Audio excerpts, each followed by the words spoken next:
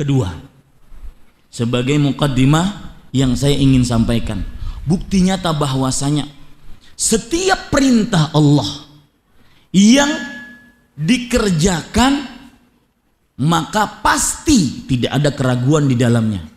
Pasti tidak ada keraguan di dalamnya, mendatangkan kebaikan di dunia sebelum akhirat. Kebalikannya, setiap keburukan, dan nanti saya akan bacakan para ikhwah, bapak, ibu, saudara-saudari yang dimuliakan oleh Allah, perkataan-perkataan para ulama yang pantas ditulis dengan tinta emas tentang keburukan musik.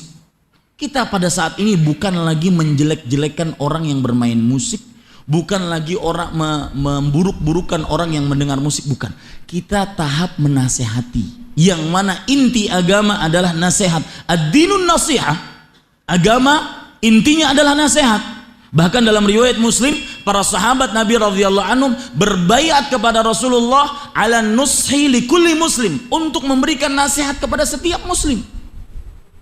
Lihat sekarang poin yang kedua yang saya ucapkan. Kalau sudah kita pahami poin pertama, Pak, maka poin yang kedua berkaitan dengan poin yang pertama. Selama kita ada perintah lalu kita kerjakan tanpa mencela-mencela, tanpa ke kanan ke kiri, maka pasti kebaikan yang kita dapat di dunia sebelum akhirat.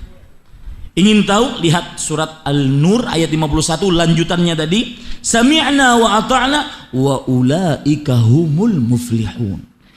Ketika mereka dipanggil untuk berhukum kepada Allah dan Rasulnya, kemudian mereka mengatakan sami'na wa ata'na, kami mendengar, kami patuh, maka pada saat itu mereka mengatakan mereka menjadi orang-orang yang beruntung.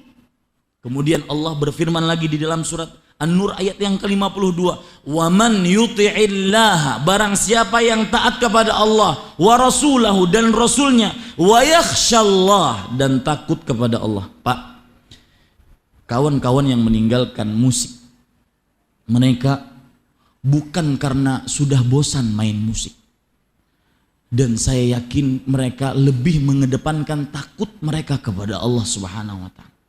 Wa yattaqhi, dan takwa mereka kepada Allah, apa yang mereka akan dapatkan? Faulaika humul faizun. Mereka lah orang-orang yang mendapatkan kemenangan dari Allah Subhanahu wa ta'ala. Lihat saja Pak, dari mulai syariat A sampai Z, dari mulai surat Al-Fatihah sampai An-Nas, apabila ada perintah yang diperintahkan oleh Allah dan Rasulnya di dalam Al-Quran dan hadis, kalau kita kerjakan maka akan mendatangkan kebaikan di dunia sebelum akhirat. Ambil contoh apa saja. Sholat, apa faedahnya? Pasti ada faedahnya di dunia dan di akhirat. Puasa, apa faedahnya? Pasti ada faedahnya di dunia dan di akhirat. Begitu juga kebalikannya. Kalau seandainya ada larangan yang dilarang oleh Allah Subhanahu wa ta'ala, maka apabila dikerjakan, dilanggar, maka akan mendatangkan keburukan di dunia sebelum akhirat. Ingin tahu contohnya ya Pak? Coba perhatikan, saya akan bacakan, dan ini mohon ditanggapi nanti oleh para kawan-kawan ex musisi yang akan saya bacakan sekarang. Betul apa tidak? Ya, perhatikan perkataan ulama besar di abad ke-8 Hijriah yang bernama Ahmad bin Abdul Halim Al-Harrani, yang biasa dikenal dengan ucapan atau panggilan gelar Syekhul Islam Ibnu Taimiyah rahimahullah. Beliau mengatakan, dan saya mohon kepada nanti kalau pas sharing kepada ex musisi, benar apa enggak ini? Apa Ustadz cuma bohong-bohongan? Lihat ya. Wal ma'azif hiya khamrun nufus. Alat-alat musik itu adalah bagaikan pemabuk jiwa.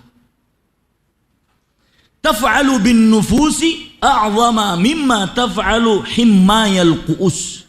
Dia berlaku kepada diri seseorang, memabukkan diri seseorang lebih daripada memabukkan cangkir-cangkir yang diisi oleh homer yang panas. Nanti lihat, tanya kepada kawan-kawan ex musisi, benar tidak?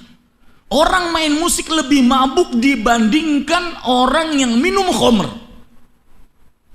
Bahkan tidak heran setelah itu, lihat, perhatikan, fa idza sukkiru bil aswat halla fihi musyrik.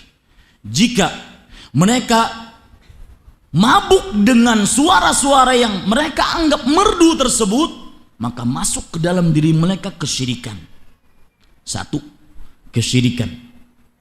Wa malu ilal fawahish, dan mereka condong kepada perbuatan fahisyah. Para ulama mengatakan, di antaranya Al-Hafidz Ibnu Hajar, kemudian juga Imam Nawawi, kata fahisyah jika disebutkan di dalam bahasa Arab, idza utliqat tadullu ala zina. Ya, artinya jika disebutkan dalam bahasa Arab kata fahisyah menunjukkan kepada perbuatan zina. Kalau sudah masuk ke dalam diri mereka si mabuk dengan musik, maka mereka akan condong kepada perbuatan zina atau yang berkaitan dengannya. Syahwat-syahwat yang diharamkan, dari mulai syahwat misalkan masturbasi, memegang perempuan, hidup dengan perempuan yang bukan halal dengannya, selalu seperti itu, pasti dekat dengan itu. Wa ila zulm, dan penyakit yang ketiga kepada kezaliman. Makanya beliau mengatakan fayusyrikun wa yaqtuluna an-nafsal lati harramallah wa yazdun. Maka akhirnya orang yang sibuk, orang yang mabuk dengan musik tersebut, akhirnya mereka melakukan kesyirikan, melenceng dari jalan Allah Subhanahu wa taala, kemudian membunuh orang-orang terkadang. Yang ketiga yaitu melakukan perzinahan. Sangat dekat tiga ini dengan musik, itu pasti. Ya, sangat dekat tiga ini dengan musik. Ini seperti yang saya sebutkan tadi, bahwa setiap maksiat yang dilarang oleh Allah apabila dilanggar pasti mendatangkan keburukan di dunia sebelum